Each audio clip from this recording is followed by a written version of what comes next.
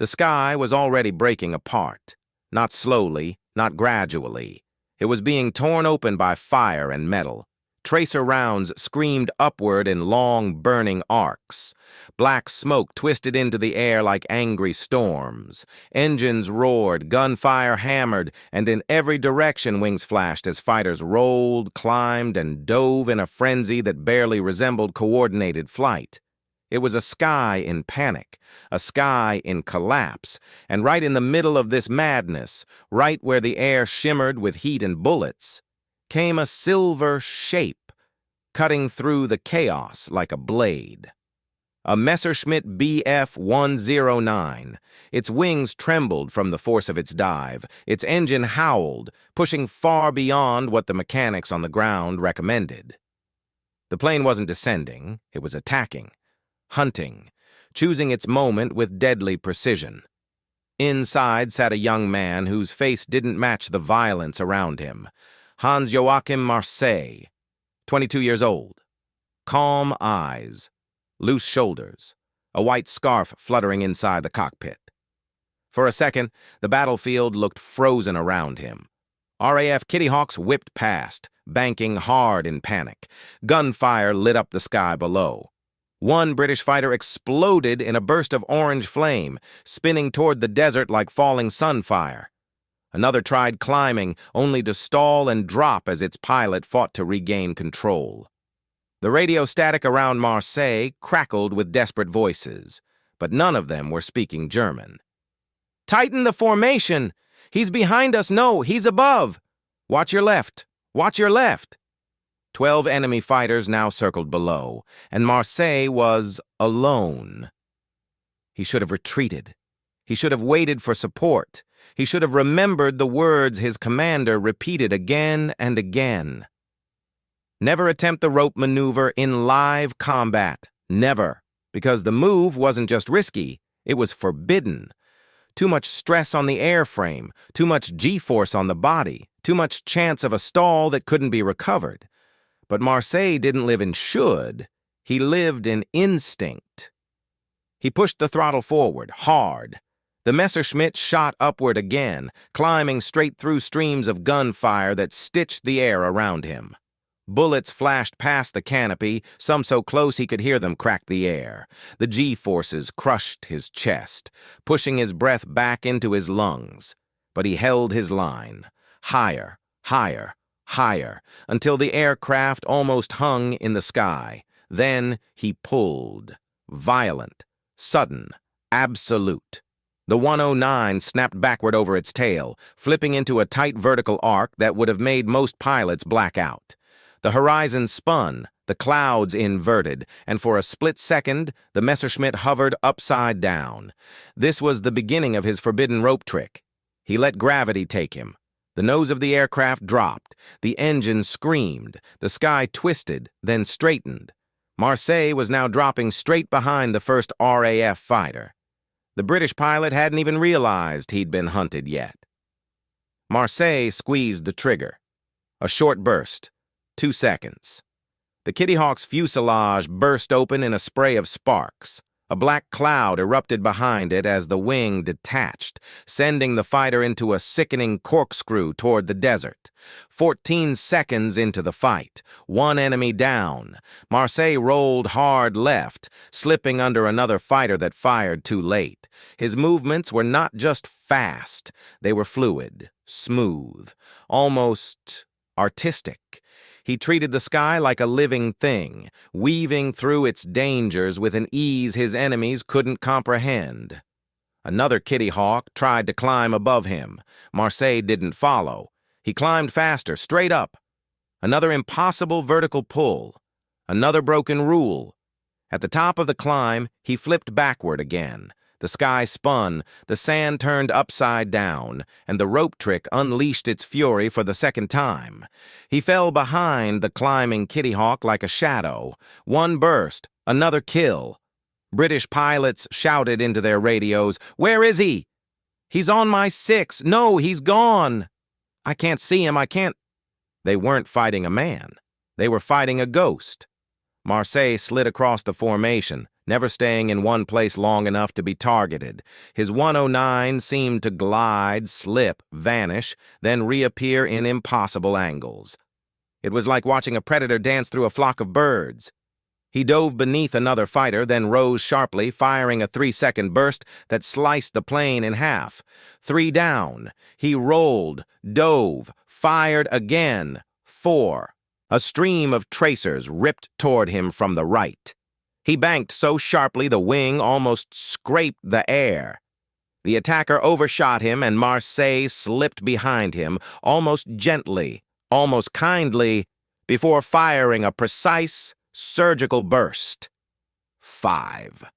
The sky was becoming a graveyard of falling metal. Through his canopy, he could see black smoke trails curling downward like ribbons. Bright explosions dotted the desert floor far below, and still he pushed the aircraft harder. His breath was coming fast now. Sweat dripped inside his goggles. His arms trembled from the strain of high-G maneuvers, but his eyes, they stayed clear, focused, calm. This wasn't chaos to him. This wasn't panic. This was clarity. This was the moment he had been born for. Marseille checked his ammo count. Low, but enough. He rolled again, positioning himself behind 2 fighters trying to regroup. They were flying tightly, wings nearly touching. Marseille smiled. He accelerated. He dove. The 2 Kitty Hawks spread in opposite directions, but too late. He opened fire. One spiraled down, trailing smoke. The other climbed instinctively, straight into his path. Marseille flipped into another rope maneuver. Another forbidden twist of the sky. He dropped behind the climbing fighter and fired a final clean burst. Fuel, fire, smoke, another kill. And the chaos continued. The sky had changed color. Smoke columns twisted upward like black towers. Burning pieces of metal drifted down like hail. The desert below shimmered under falling debris, glowing faintly from the reflections of scattered fire. But despite the chaos, despite the violence, something strange was happening inside the cockpit of the Messerschmitt. Marseille was calm, not relaxed, not careless, but calm, in a way that didn't belong on a battlefield. His breathing was steady. His grip was loose. His eyes were sharp, scanning every angle of the collapsing fight. He didn't waste a single second looking at the planes he had already destroyed. Every second was spent hunting the next threat, the next opening, the next mistake. The radio crackled again with British voices. "He's still up there!" "Don't climb! Don't climb! Regroup on my signal! Damn it, where is he?" But Marseille didn't let them regroup. He rolled the Messerschmitt onto its side, letting the wings slice through the air like knives. The maneuver wasn't elegant. It was aggressive, almost violent, forcing the plane into a drifting slide that lined him perfectly behind another British fighter. The Kitty Hawk pilot never saw him. One burst, one impact, one column of smoke rising from the dunes. Another fighter gone. Marseille didn't even watch it fall. He flipped the plane again, feeling the G-force slam against his ribs as the horizon spun in a dizzying blur. The entire battle had turned into a kind of moving maze, one he navigated faster than any pilot had a right to.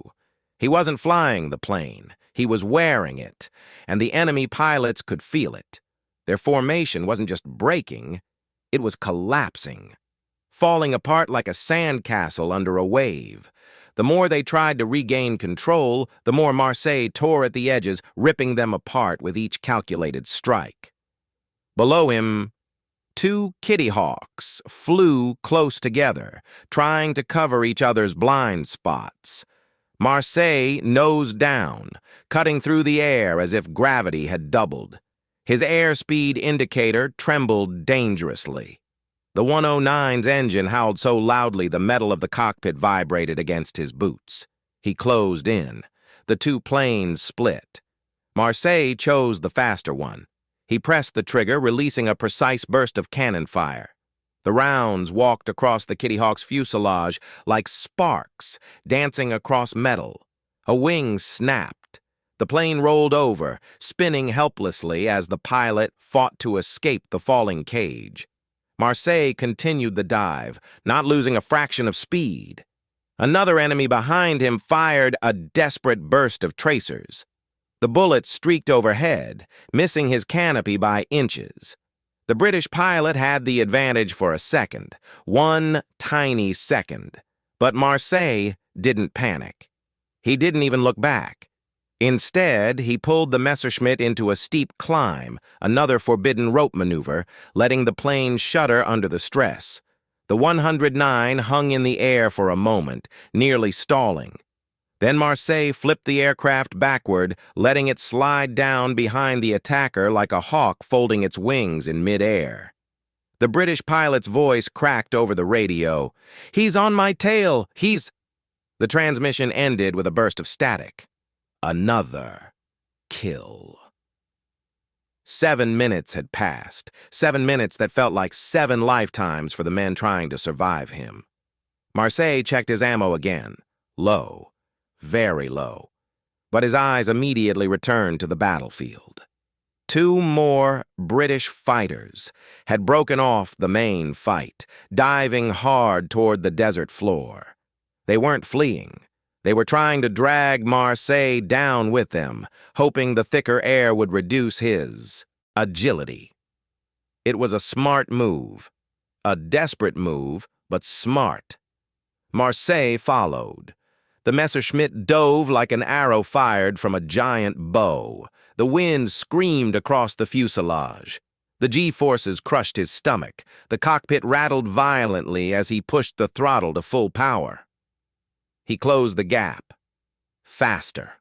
Faster. The 2 Kitty Hawks dropped lower, skimming dangerously close to the dunes. Sand exploded upward behind their propellers. The move should have scared Marseille. It didn't. He dipped even lower. The Messerschmitt flew barely meters above the desert, its shadow racing across the dunes. Sand sprayed against the underside of the wings. One wrong move, one tiny mistake, and the plane would dig into the ground and flip into oblivion. But Marseille didn't make mistakes. He shifted slightly, moving his plane into perfect firing range behind the first Kitty Hawk. The British pilot jerked the stick left. Marseille followed. The fighter jerked right. Marseille matched it instantly. It was like watching 2 dancers move through a deadly performance, one leading, one following with flawless precision. Then Marseille fired. A short, brutal burst. The Kitty Hawk's tail shredded apart. The plane went nose down instantly, plunging into the desert like a thrown stone.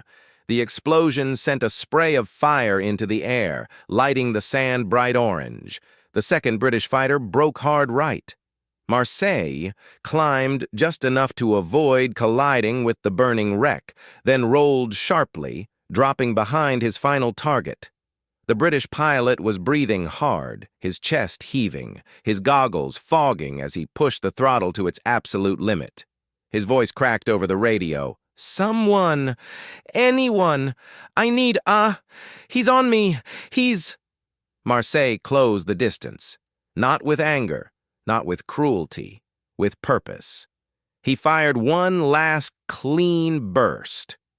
The final Kitty Hawk erupted in a cloud of smoke and flame, spiraling downward until it vanished behind a dune.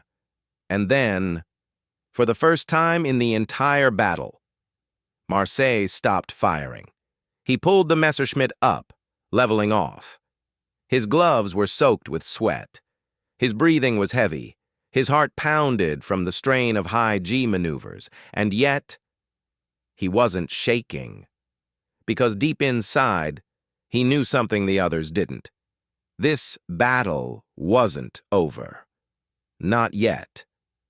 Far on the horizon, engines roared. 4 more British fighters were coming. They had seen the smoke. They had seen the crashing wrecks. They were looking for whatever monster had torn through their comrades. And they were flying straight toward him. Marseille flexed his fingers, rolled his neck, and whispered under his breath. Round 2. He pushed the throttle forward. The Messerschmitt surged ahead like a predator, released back into the wild. And the sky prepared for another storm. The desert wind carried the smell of burning fuel across the dunes. Thin columns of smoke rose like black spires, marking where each fallen fighter had struck the earth. The scattered wreckage glimmered under the harsh sunlight, twisted metal, shattered wings, small fires still licking at the sand. But Marseille didn't look down. His eyes were locked on the 4 new fighters rushing toward him. Fresh engines, fresh ammunition, fresh determination. They had no idea they were diving straight into the storm that had already torn apart 12 of their comrades. They only saw smoke on the horizon and assumed the battle was still winnable. They assumed wrong. Marseille steadied his breath. The G-forces still pulsed behind his ribs from the earlier maneuvers. His goggles were slightly fogged. His scarf clung to his neck, damp with sweat. But his mind, clear as glass. The 4 Kitty Hawks approached in a tight diamond formation, disciplined, organized, confident. They weren't shaken by the chaos they saw ahead. If anything, they were angry. They believed they were about to avenge the pilots who had fallen. Marseille saw their tactics instantly. They intended to swarm him. 2 would break high, 2 would dive low, and together they would close the trap. A perfect strategy against an ordinary pilot. Marseille eased the throttle forward and angled the Messerschmitt upward. The 109 responded with a growl, its nose lifting as the engine poured every ounce of its strength into the climb. His wings sliced through the wind as he pulled head-on toward the approaching formation. The British leader saw the move. "He's coming right at us! Stay tight! Don't break! On my signal now!" The formation split. 2 Kitty Hawks arced upward, their engines screaming as they clawed for altitude. The other 2 dove hard toward the desert floor, racing to force Marseille into a deadly choice. Climb, and the upper pair would tear him apart. Dive, and the lower pair would catch him at high speed. Stay level, and all 4 would converge on him in seconds. But Marseille didn't choose any of those paths. He chose the forbidden one. He yanked the 109 into a sudden, almost vertical climb, far sharper than any experienced flight instructor would approve of. His body compressed under the force, teeth clenched, breath crushed into his throat. The plane trembled violently, the engine temperature spiking. He pushed higher, higher, higher. The upper British pair climbed with him, expecting an easy kill as soon as he stalled.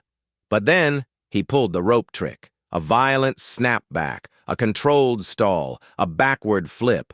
The world inverted.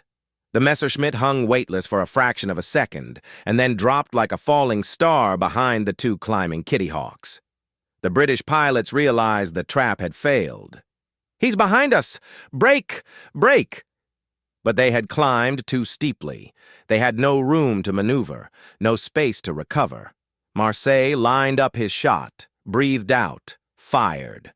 The first Kitty Hawk erupted in flame, its nose dropping instantly as fire tore through the cockpit. The second tried rolling right, but the move was too slow. Marseille rolled with him, adjusted half a degree, and fired again. A clean burst. The Kitty Hawk's engine shattered, spraying debris into the sky. Both fighters spiraled downward, 2 burning wheels falling from the heavens. Marseille didn't watch them hit the ground. He was already rolling left, lining up for the next threat. The 2 Kitty Hawks that had dived low were now climbing up toward him, their pilots determined, their guns flashing. Tracers streaked across the nose of the Messerschmitt. 1 round clipped the wingtip, sending a sharp jolt through the aircraft. Marseille didn't panic. He dove, straight down, directly into the path of the rising fighters. The British pilots had never seen anything like it. They opened fire, filling the air with streaks of red tracers. Marseille twisted through them, rolling the 109 left, then right, then flattening out into a sharp diagonal dive that cut directly between the two attackers. For a split second, both Kitty Hawks flew past him, their cockpits only meters away. Marseille snapped the 109 upward. A move so fast, so sharp, it defied physics. He appeared behind the second Kitty Hawk instantly. The British pilot yanked the stick left. Marseille matched him. The British pilot dove. Marseille dove harder. The British pilot pulled into a desperate climb. Marseille followed, climbing faster. It wasn't a dogfight. It was a chase the British pilot could never win. Marseille fired. The Kitty Hawk exploded into a cloud of smoke and metal, spinning downward in a black spiral. One left, and this one didn't try to fight. He ran, full throttle, nose down, straight line escape. The British pilot knew he had no chance in maneuvering combat. He just needed to reach friendly airspace, survive long enough for help to find him. Marseille understood this. He leveled the 109, pushed the throttle to its limit, felt the vibration of the stressed engine, heard the wind scream around him as the fighter tore across the desert sky. He closed in.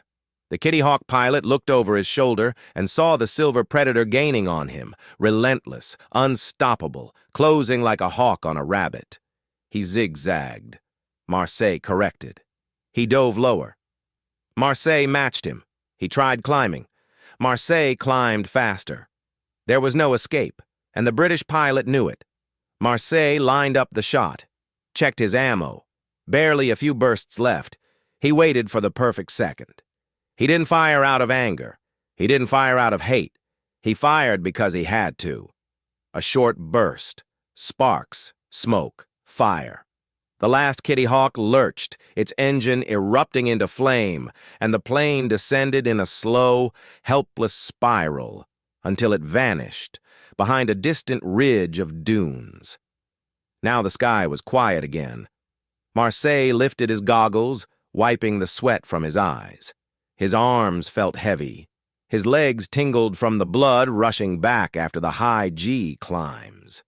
His engine temperature was dangerously high, and his ammunition was nearly gone. But he was alive. He had survived the impossible. And now, far to the south, another sound echoed through the sky. Engines. Not British, not German. Something else.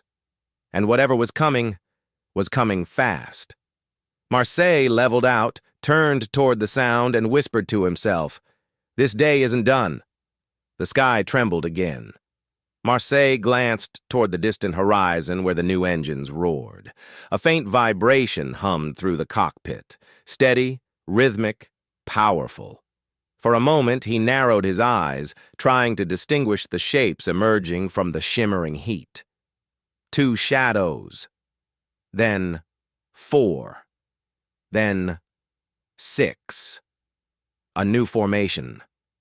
But something was wrong. They weren't climbing aggressively. They weren't diving. They weren't racing to intercept him. They were flying slow, too slow for fighters, too heavy for Kitty Hawks, too coordinated to be lost. Transport aircraft, large lumbering silhouettes moving in a straight line, and escorting them, a pair of twin-engined bombers. Marseille frowned. This was unusual. Transports flying this deep into a combat zone meant only one thing: an emergency redeployment. The British were trying to rescue something or someone far behind the lines. Maybe an officer, maybe intelligence, maybe wounded soldiers from a disaster on the ground. But Marseille knew one thing. This wasn't his fight. He checked his fuel, low, checked his ammo, nearly empty, checked his engine, overheated. He had nothing left to give. And yet, a single British escort fighter spotted him. A lone pilot breaking from the formation. The fighter banked hard, turning toward Marseille, its engine howling as it rushed forward. The pilot wanted a duel. A final showdown in a sky littered with wreckage, smoke, and burning metal. But Marseille knew this would be different from everything so far. This wasn't chaos. This wasn't 12 aircraft swirling around him. This wasn't instinct and survival. This was a challenge. Pilot versus pilot. Ace versus ace. Skill against skill. The two aircraft closed the distance. Marseille tightened his grip. The British pilot steadied his wings. The desert rolled beneath them like a sea of gold. They met in the center of the sky with a violent roar. The British fighter opened fire first, tracers streaking past Marseille's canopy like burning arrows. He jerked the 109 left, feeling the aircraft shudder as the last remaining strength of its wounded engine pushed back. Marseille rolled into the attack. The two fighters passed each other in a flash of metal and sunlight. Marseille caught a glimpse of the British pilot's face, focused, determined, fearless. A man who must have known exactly who he was fighting. They climbed, they dove, they twisted through the sky in a deadly spiral, each trying to outmaneuver the other. This wasn't like the earlier chaos. This was precision, timing, nerves. Every second mattered. Every angle mattered more. Marseille felt his engine cough. A warning. He didn't have much time. The British pilot dove again, the wings of his fighter glowing as sunlight streaked across the canopy. Marseille followed, but his airspeed was dropping. He leveled out, waiting, watching, calculating.